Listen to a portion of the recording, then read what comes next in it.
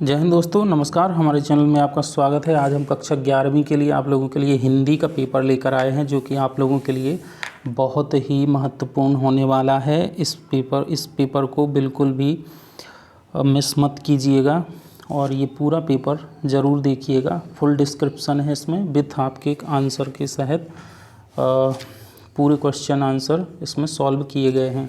इसलिए हमारे चैनल को प्लीज़ लाइक, शेयर और सब्सक्राइब ज़रूर कीजिएगा। Thank you. सब्सक्राइब ज़रूर कीजिएगा।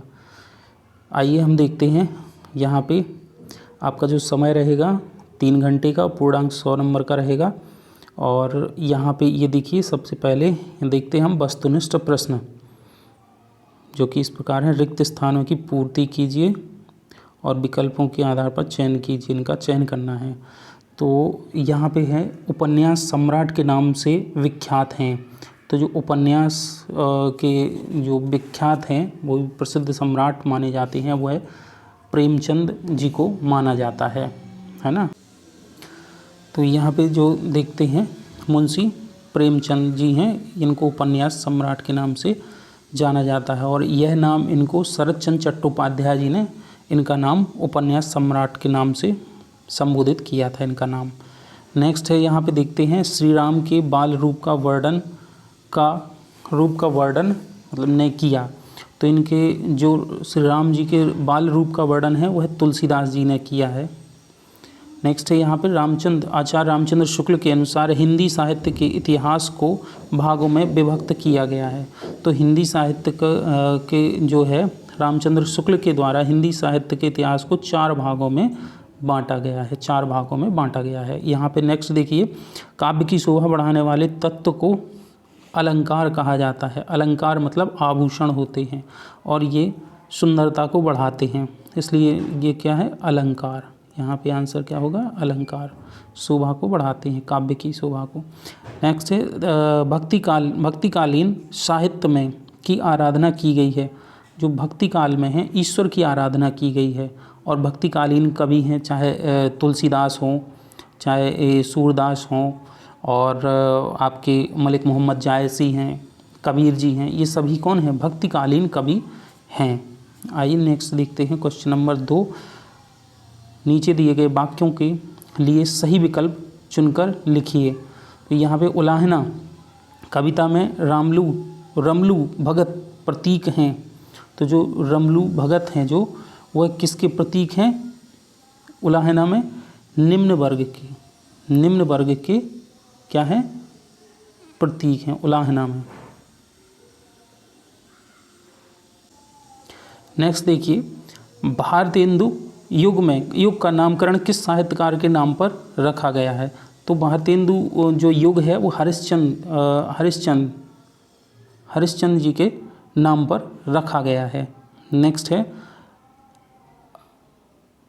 इनका पूरा नाम भी भारतेंदु हरिश्चंद्र है। नेक्स्ट है इसका, अथ काटना कुत्ते का भैया जी को रचना के तत्व की प्रधानता है। तो इसमें कौन से तत्व की प्रधानता है, हास्य और व्यंग्य की तत्व की प्रधानता है। नेक्स्ट देखिए, कविता में प्रत्ययांत का अर्थ होता है प्रत्यय के अंत में होने वाला। इसका क्या आंसर है, प्रत्यय के अंत में होने वाला, मतलब प्रत्यांत मतलब प्रत्यय के अंत में होने वाला। नेक्स्ट है इसका, जिसका कोई शत्रु ना हो। तो जिसका कोई शत्रु नहीं होता है, उसको क्या बोलते हैं, अजात शत्रु, है ना। इसको क्या बोलेंगे, अजात शत्रु। नेक्स्ट है,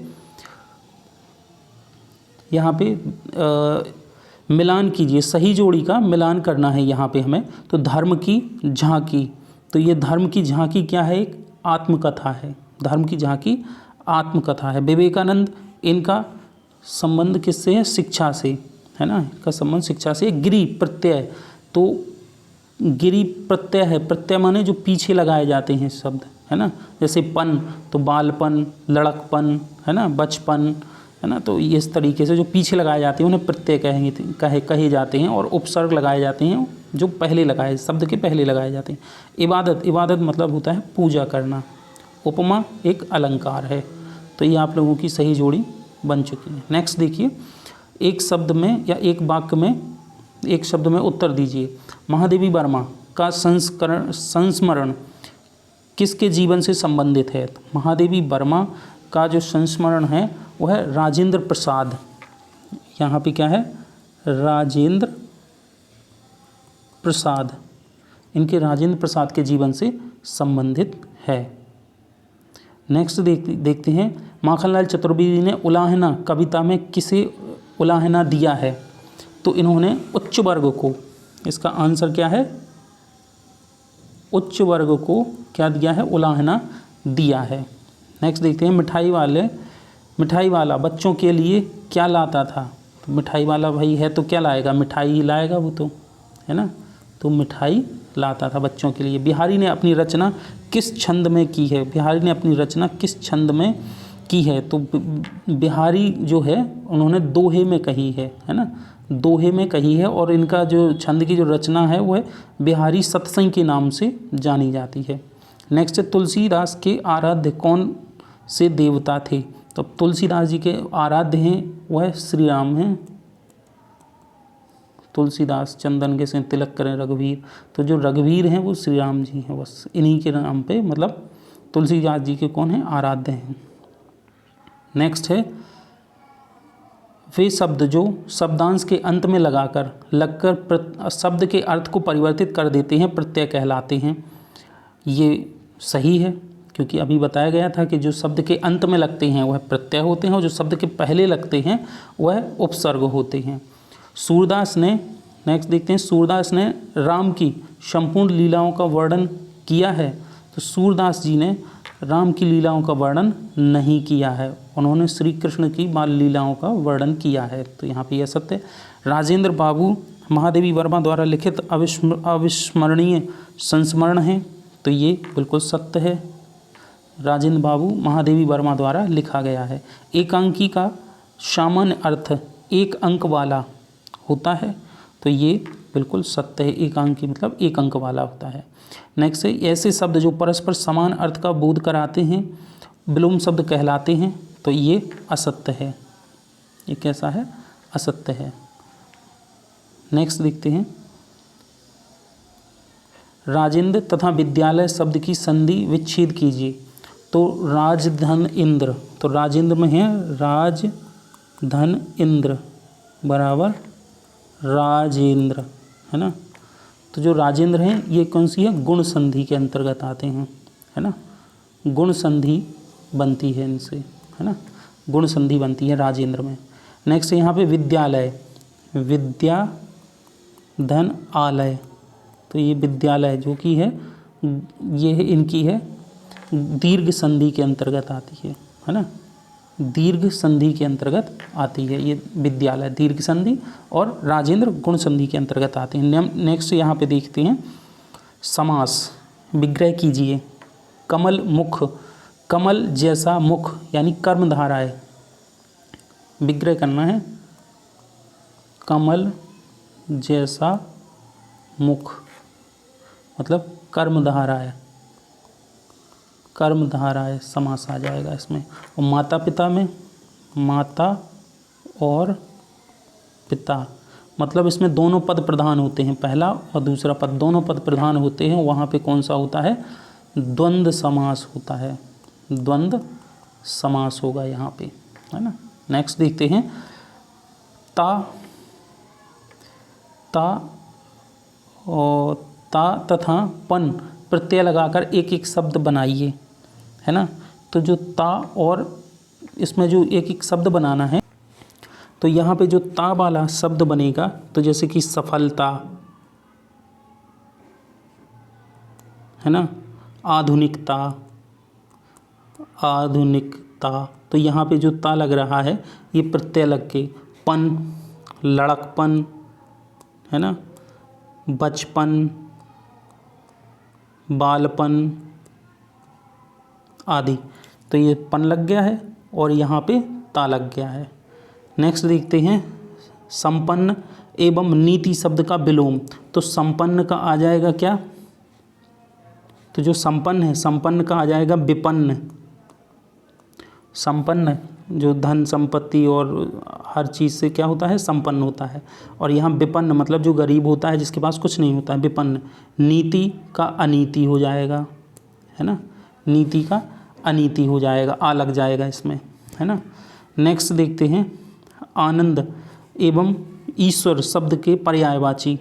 तो जो आनंद है ना, आनंद का है प्रसन्न, है ना, आनंद का है प्रसन्न, हर्ष, उल्लास, है ना, हर्ष, उल्लास, प्रमोद, आनंद, तो ये लिखा ही है। तो ये इसके हो गए पर्यायवाची। ईश्वर, ईश्वर के तो बहुत सारे हैं, भगवान हैं, ईश है, परमेश्वर है, देवता है, मतलब ईश्वर, भगवान, ये सब इनके जो हैं पर्यायवाची हैं। नेक्स्ट देखते हैं प्रति एवं परा, उपसर्ग लगाकर एक एक शब्द बनाइए। तो प्रति से प्रतिकार आ जाएगा, प्रतिनिधि आ जाएगा, है ना, प्रति से प्रतिकार, है ना, प्रतिनिधि, है ना, प्रतिनिधि।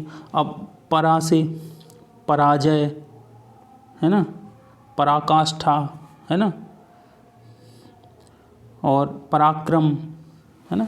तो ये कई शब्द ऐसे बनते हैं। नेक्स्ट है यहाँ पे निम्न में से भाव पल्लवन कीजिए। रुपया तुमने नहीं खाया, रुपया तुम्हें खा गया। तो अब इसका क्या करना है, भाव पल्लवन करना है। तो भाव पल्लवन का क्या होता है, कहावत में ये भाव मतलब इसका भाव में मतलब इसको बताना है ना। तो इसका जो सबसे जो एक भाव पल्लवन में इस तरीके से कहते हैं कि आज का जो मनुष्य है उस वह जीवन में, मनुष्य के जीवन में रुपया कमाना या इसका एक केंद्र बिंदु हो गया है ना। रुपये केंद्र बिंदु रख दिया है, या इन्होंने अपने लक्ष्य का केवल क्या बनाया है, धन कमाना, केवल पैसा कमाना ही इनका एक लक्ष्य हो गया है। मनुष्य धन कमाने की मशीन जैसा हो गया है, अपने आप को वैसा ढाल लिया है इन्होंने। जबकि जीवन का सुख क्या है, जीवन का सुख है परोपकार करना, सुख दुख में किसी का साथ देना, नीति न्याय पर चलना, किसी से प्रेम करना, ये सब क्या है, ये इनके जीवन के लक्ष्य होने चाहिए। जबकि ये सब व्यक्ति इनसे क्या होता है, दूर होता जा रहा है। इस तरीके से आप इसका भाव में पल्लवन कर सकते हैं। नेक्स्ट है यहाँ पे मुहावरों का अर्थ लिखकर वाक्य में प्रयोग करना है। आकाश के तारे तोड़ना, है ना। आकाश के तारे तोड़ना का मतलब होता है कि ऐसा कार्य करना, असंभव कार्य कर देना, है ना, कि जो व्यक्ति सोच ना रहा हो और उसने वो काम कर दिया हो, है ना। आकाश तो इसका जो होगा मुहावरा, तो इसका होगा क्या, असंभव कार्य करना, इसका आकाश तोड़ने का। कमर कसना, कमर कसना का मतलब दृढ़ निश्चय कर लिया, दृढ़ निश्चय करना, मतलब आपने निश्चय कर लिया कि हम 12वीं की परीक्षा में टॉप करके आएंगे, तो ये आपका क्या हो गया, कमर कसने का दृढ़ निश्चय करना। नेक्स्ट यहाँ पे कहानी की परिभाषा लिखते हुए प्रमुख तत्वों का उल्लेख करते हुए दो प्रमुख कहानीकारों के नाम लिखिए। तो यहाँ पे हम देखते हैं कि जो प्रमुख जो कहानीकार हैं, है ना, तो एक तो प्रेमचंद जी हैं, मुंशी प्रेमचंद हैं कहानीकार में, है ना, इनका नाम बहुत है फेमस है। और जयशंकर प्रसाद हैं, इनका भी नाम बहुत फेमस है, तो ये कहानीकार हो गए, है ना। और जो कहानी की परिभाषा, तो कहानी क्या कहते हैं, जो हमने कहा है, जो हमारे मुख से निकल गया है और जिसका वास्तविक जीवन में इससे कोई संबंध नहीं होता है, यह सिर्फ कल्पनाओं पर आधारित होती हैं, तो वह कहानी कही जाती हैं, है ना। लेकिन यह छोटी होती हैं और यह पूर्ण रूप से सुसंगत होती हैं, है ना, सुसंगत होती हैं, सुसंगठित होती हैं, है ना। तो इसके जो कहानी के हैं 6 तत्व होते हैं, कहानी के 6 तत्व होते हैं। एक तो कथानक होता है ना, कथानक होता है। इसके बाद होता है जो चरित्र चित्रण होता है, चरित्र चित्रण होता है 2। इसके बाद कथोपकथन, इसी को बोलते हैं संवाद, संवाद होता है ना। इसका देश काल होता है, किस देश काल यानी किस समय की बात होती है ना। इसकी भाषा शैली, इसकी शैली यानी शैली, भाषा शैली होती है इसकी। और एक इसका उद्देश्य होता है, यह किस उद्देश्य से कही गई होती है। तो ये 6 प्रमुख रूप से इसके क्या होते हैं, तत्व होते हैं। नेक्स्ट है हिंदी साहित्य को कितने भागों में बांटा गया है। तो हिंदी साहित्य को 4 भागों में बांटा गया है ना। हिंदी काल को 4 भागों में बांटा गया है, वीर गाथा काल, भक्ति काल, रीति काल और आधुनिक काल ना। इस तरीके से इसको 4 भागों में बांटा गया है। बिहारी तुलसीदास यहाँ पे देखते हैं, तुलसीदास के अनुसार जीवन का सर्वोत्तम फल क्या है। तो यहाँ पे तुलसीदास जी के अनुसार जीवन का सर्वोत्तम फल है वो राम के बालपन रूप में जो उनका जो उन्होंने जो चरित्र चित्रण किया है वह श्री राम जी के है ना।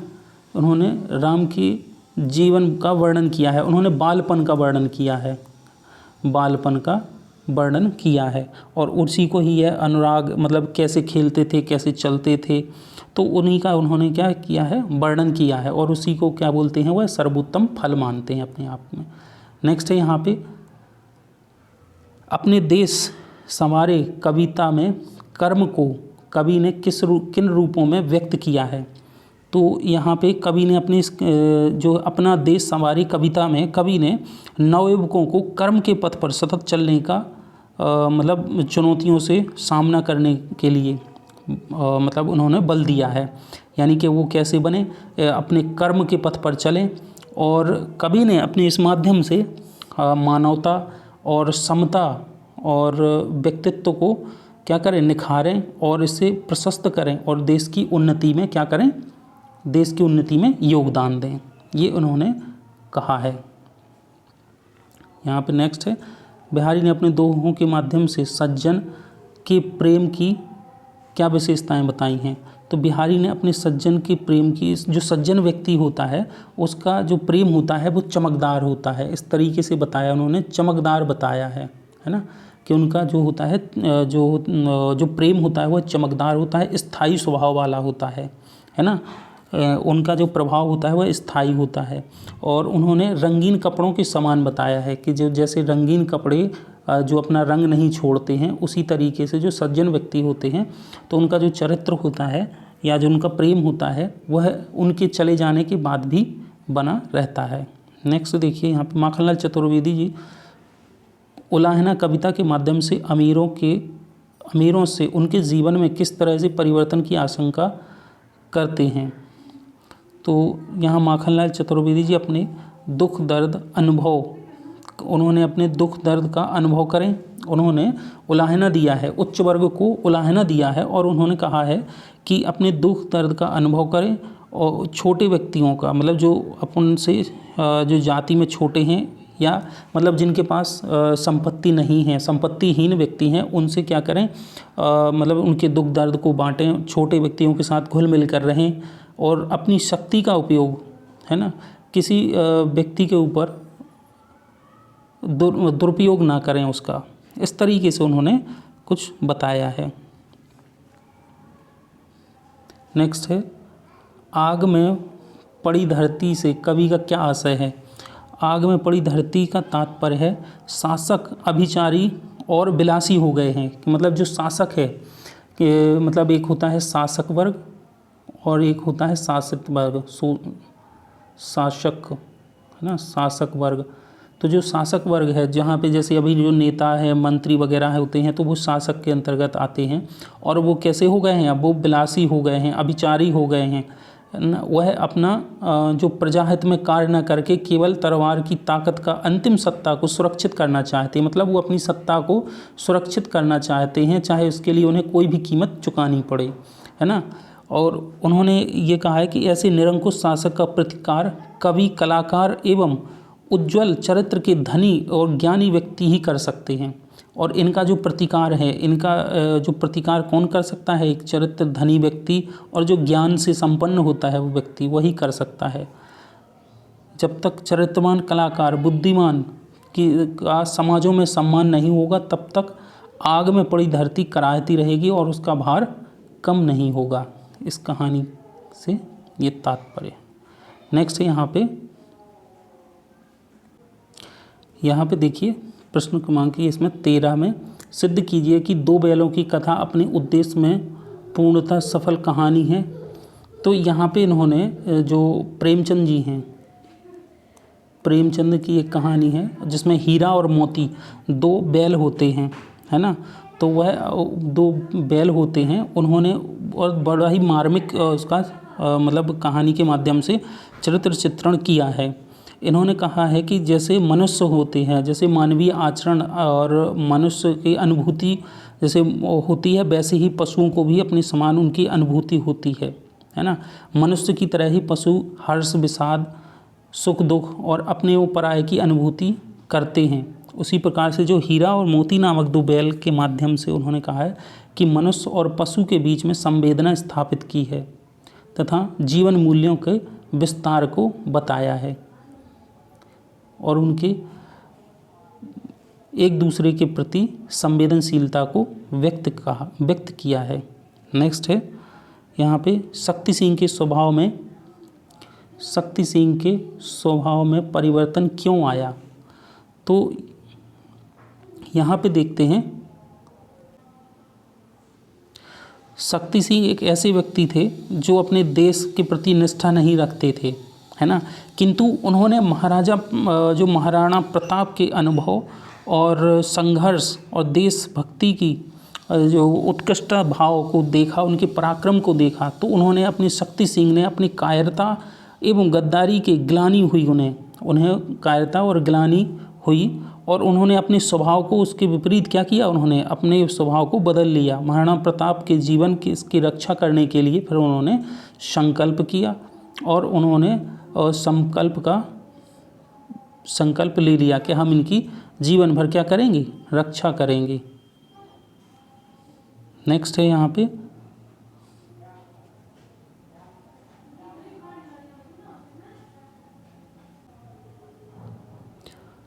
पे है गांधी जी की दृष्टि में सर्वधर्म समभाव का उदय किन प्रसंगों की प्रेरणा से हुआ था। तो यहाँ पे जो उनके परिवार में, क्योंकि उनका जो परिवार का जो वातावरण था, उन्हीं के वातावरण का प्रभाव उनके जीवन पर बहुत अनुकूल प्रभाव पड़ा। क्या है, उनके घर में रामायण जो है उनका डेली क्या होता था, रामायण पढ़ी जाती थी, उनके माताजी के द्वारा पढ़ी जाती थी। और उनके एकादशी का व्रत, जब वो एकादशी का दिन आता था तो उस दिन उनके यहाँ क्या होता था, व्रत रखा जाता था।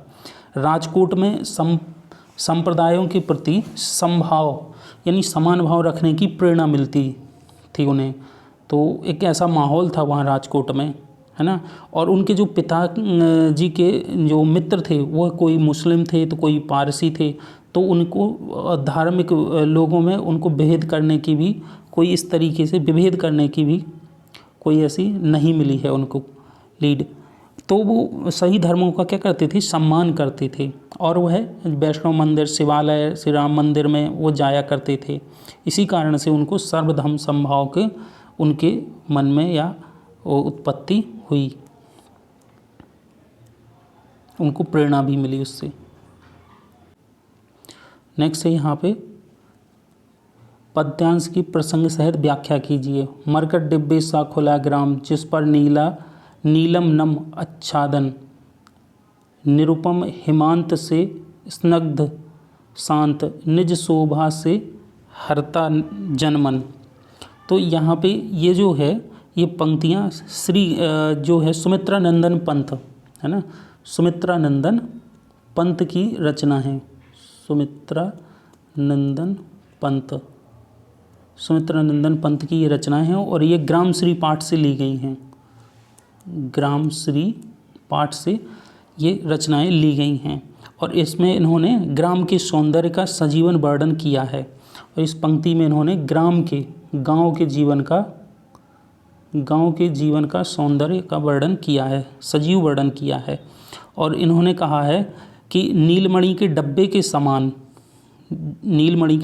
समान खुला एक सुंदर सा ग्राम है जो नीले आसमान से क्या है, आच्छादित है, जो गांव का सुंदर बर्फ के समान कोमल, शांत और अपने स्वयं की सुंदरता को समेटे हुए एक ग्राम जन को लुभाने वाला सा प्रतीत होता है ना।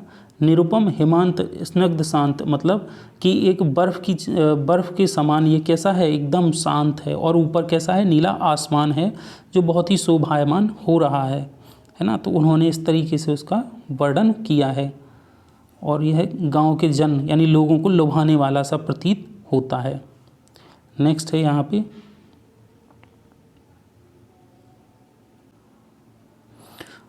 पे नेक्स्ट है ये आपका 17वां पे शिक्षा पाठ के आधार पर शिक्षा के संबंध में स्वामी विवेकानंद के विचार स्पष्ट कीजिए।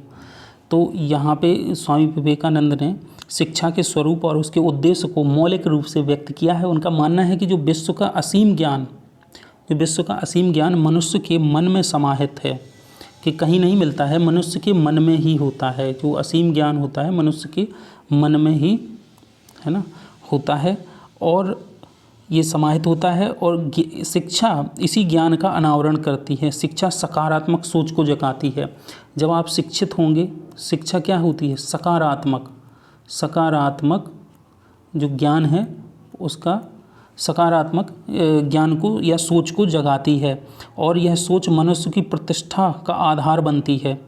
मनुष्य के जीवन के निर्माण और चरित्र निर्माण में विशेष सहायक होती है। शिक्षा ही क्या होती है? व्यक्ति के जीवन का चरित्र चित्रण को बनाने में या उसका निर्माण करने में सहायक होती है। स्वामी विवेकानंद की दृष्टि से शिक्षा मानसिक बल बढ़ाकर बुद्धि का विकास भी करती है या बुद्धि का विकास करती है, सकारात्मक ज्ञान को बढ़ाती है।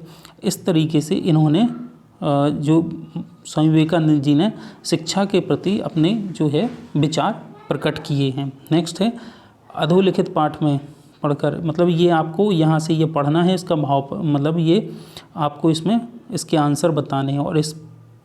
और जो ये वाला है जो आपका जो ये गद्यांश है, आपको इसको पढ़कर और इसके जो जितने भी आंसर हैं इसको यहाँ पे आपको लगाना है, टिक करना है। और आपको कोई पत्र वगैरह है और एक है जो आपका निबंध है वो आपको 250 शब्दों में लिखना है। ये दोस्तों हमारे चैनल को सब्सक्राइब ज़रूर करें। Thank you.